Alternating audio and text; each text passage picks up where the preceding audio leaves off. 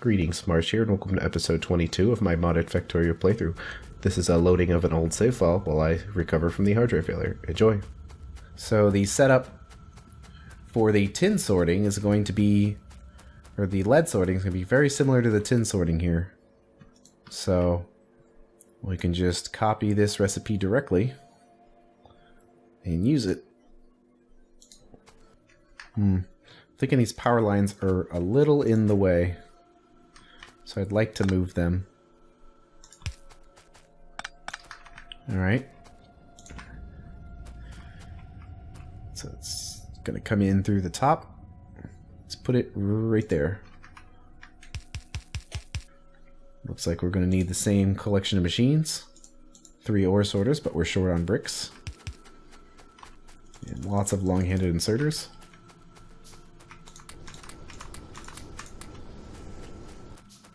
Alright, so we need a 3rd ore sorter, and 3 crushers, and 3 assembling machines.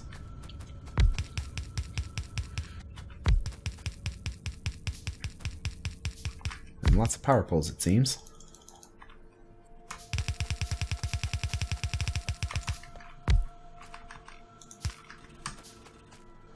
I believe that these ones need to be long.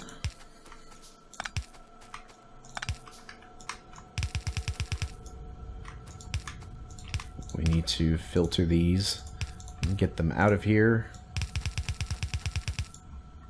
Mix them up with this stone belt, and they will both go back to stone storage on the other side of the factory. Alright, that looks pretty good. Set this to rubite crushing. Rubite sorting. Let's do a preliminary check. I'm gonna throw some ore in here and see if it works.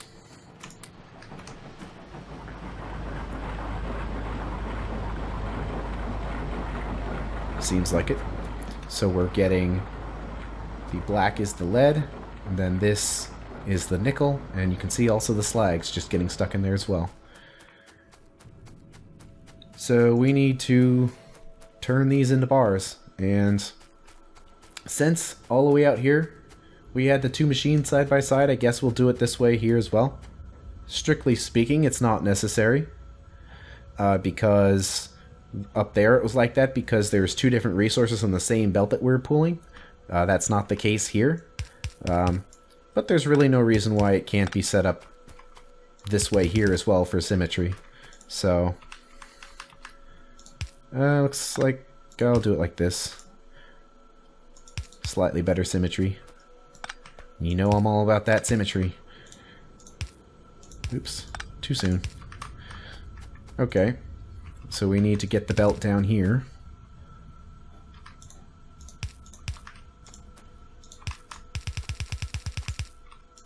I'm just gonna run over these gas wells here, the natural gas, because I doubt these machines are still gonna be here by the time we're gonna need to mine that. It's all gonna be moved around and in a different place. So this is good enough for now.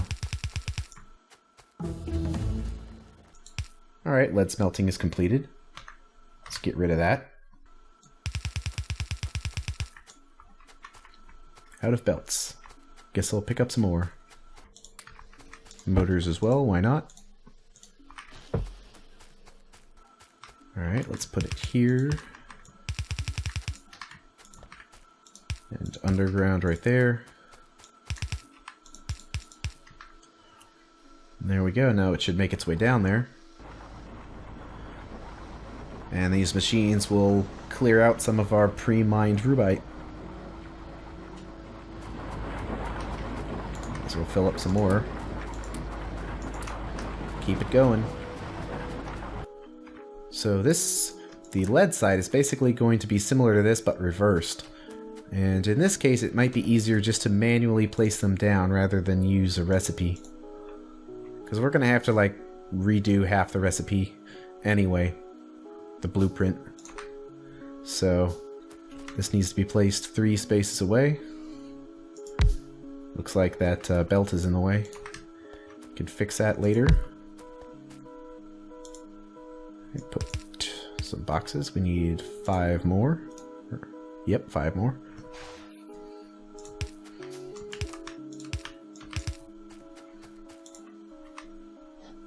Make it a regular inserter.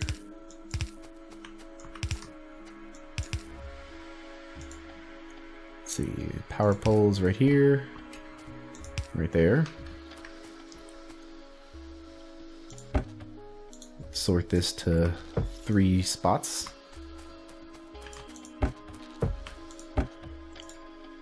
Change the orientation a little bit.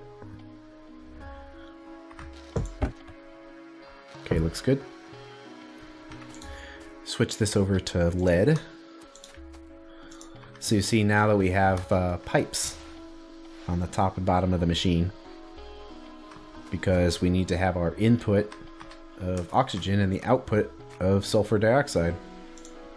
See, this needs to be much further back, so let's put it right here. Move this down. There we go.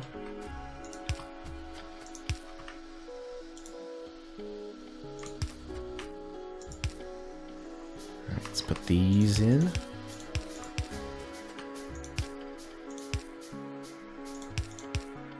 Then the output ones.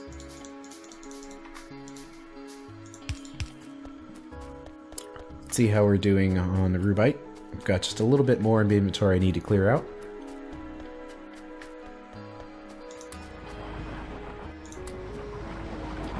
Alright, since my inventory is clear, I can now hook up the miners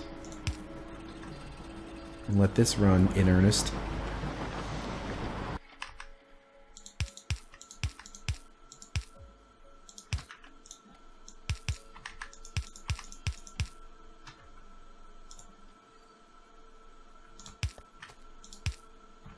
Let's see, let's place a light in here somewhere.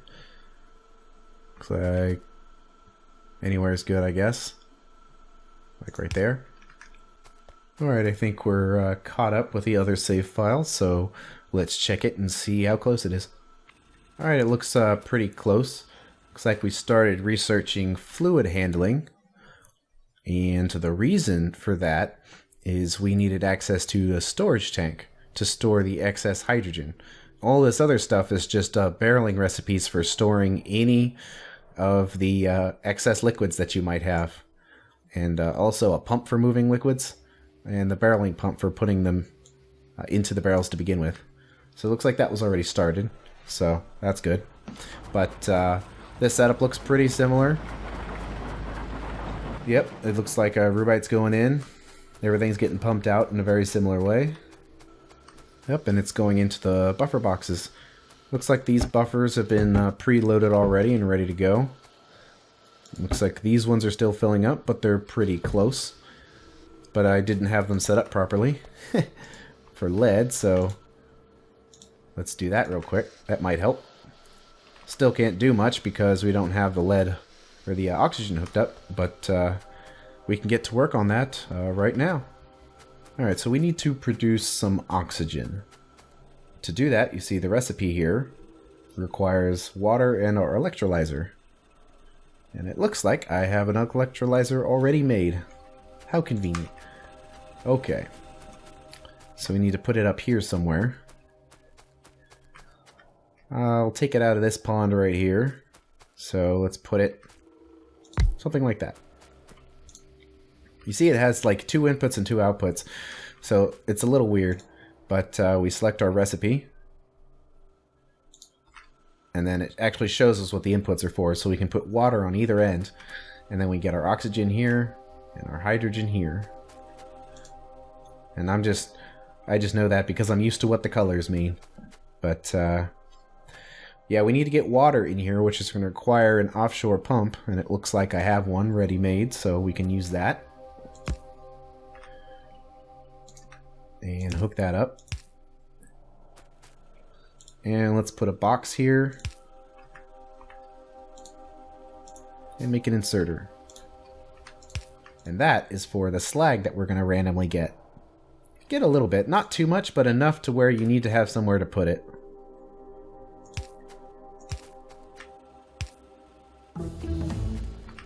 Fluid handling's done. There was no easy place to put that, it looked like. Oops, but that's too far away. There we go. I like the sound it makes. Zap, zap, zap. Yep, and we're full already. Another thing I guess we didn't calculate is the ratio of electrolyzers to the furnaces. And luckily, it's a really easy recipe, really easy ratio. It's 1-to-1. Because if you look at one of these machines, and the only reason why we have two is because we're inserter limited, so we're going to calculate based on one machine.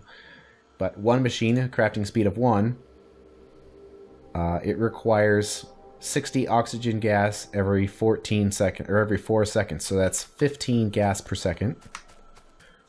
And if we come up here, this machine has a crafting speed of 1, and it produces 30 oxygen every 2 seconds, so 15 gas per second, so that's really easy.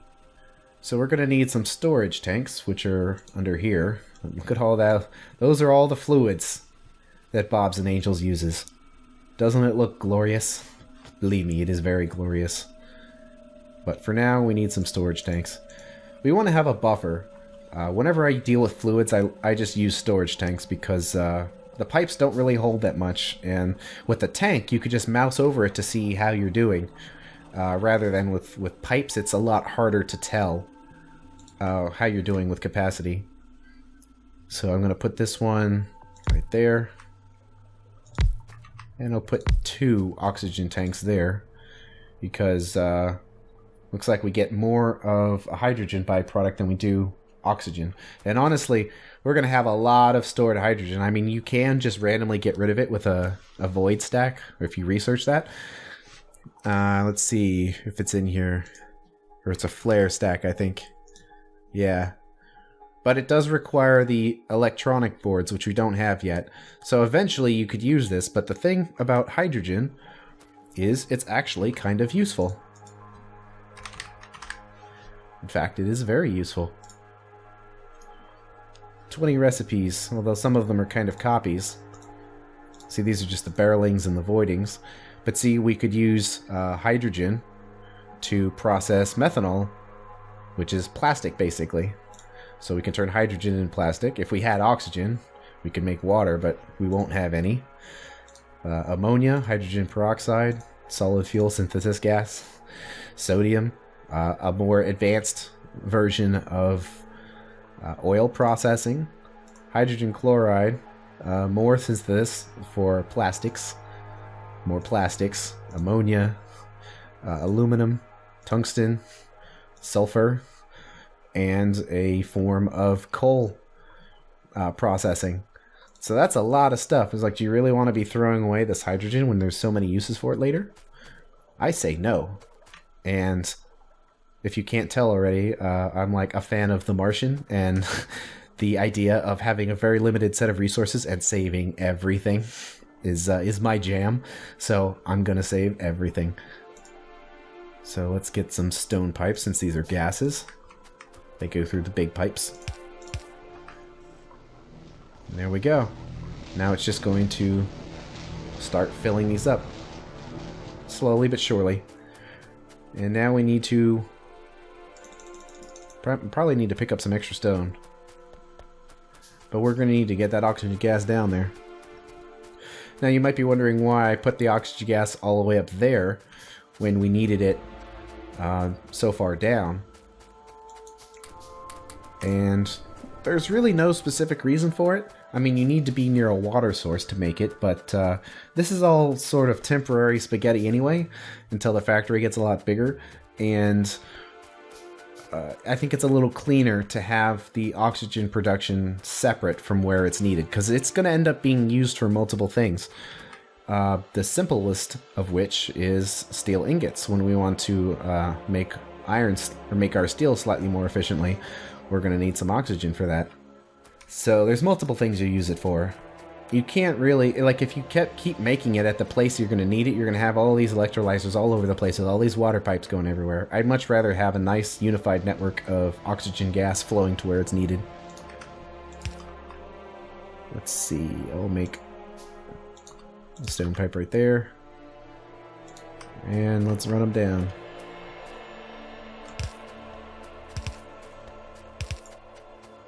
far as where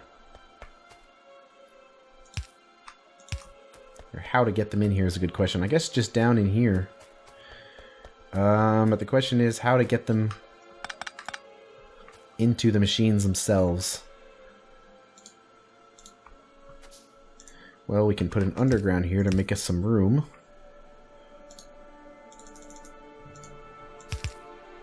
Some stone pipes there. If you spin the machines around and have them like this, then at least you only need one oxygen input, rather than if it was spun around like this, you need 2 oxygen inputs and then 2 sulfur dioxide inputs. So that saves you. That's a slightly more efficient way of doing it, of building it. But, alright. So this one needs to be here. Alright, let's put a belt there.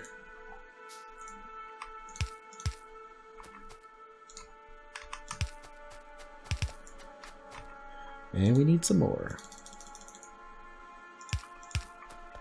Let's see, so it needs to come in right here. So, gonna have some undergroundception right here. Ooh, out of iron. But yeah, similar to how underground belts can take up the same space, depending on how you have them placed, so can underground pipes and belts take up the same space.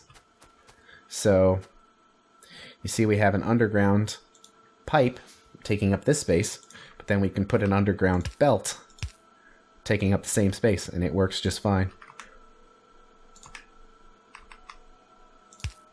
So there's that, and then we just need one more stone. There we go, now we have the delivery of the oxygen. And some of the tin coming out, or the lead. But that's not going to last very long because we're going to be loaded up with sulfur dioxide. And sulfur dioxide, similar to hydrogen, has lots of uses. In fact, it's one of the early game sources of sulfur. So if we search sulfur dioxide, I believe it's this one right here. See, there's just a lot of random recipes for avoiding it, but we could turn it into sulfuric acid.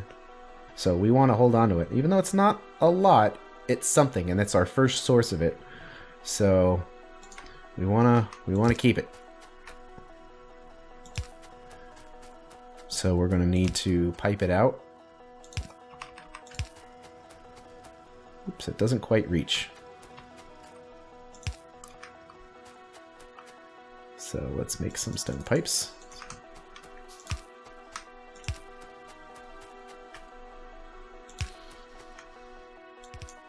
The pipes do hold a slight amount of liquid, so that allows the machines to start running once we have them hooked up. But let's make a storage tank. Hook up there, and now we're storing our sulfur dioxide. And this machine can run in earnest. Which it doesn't run for very long because this fills up, but looks good so far. One other thing to note about oxygen, now that I'm thinking about it, is oxygen is one of those, I call them like free resources or infinite resources. Because we're getting it from water, and we're on a planet with water and air and stuff, we can use those resources, and there's no limit to how much of it we use. So technically, you can throw hydrogen away if you want to, because then if you need it later, you can just make it again. So it's not the end of the world if you don't want to keep it like I do. But something about oxygen, though, is that with either of these, is you don't have to worry about using too much of it, because the only thing you consume is electricity. And right now we're consuming coal to make electricity, but before too long we'll be using solar power, which is also itself infinite. So that's something to consider, where the oxygen is infinite, so we can do whatever we want with it. But sulfur dioxide is not infinite. We have to process lead to get it. So this is a much more special resource than just oxygen or hydrogen by themselves. Now that the ingots are done, we can work on smelting plates, but that's going to have to wait until the next episode, so I will see you later.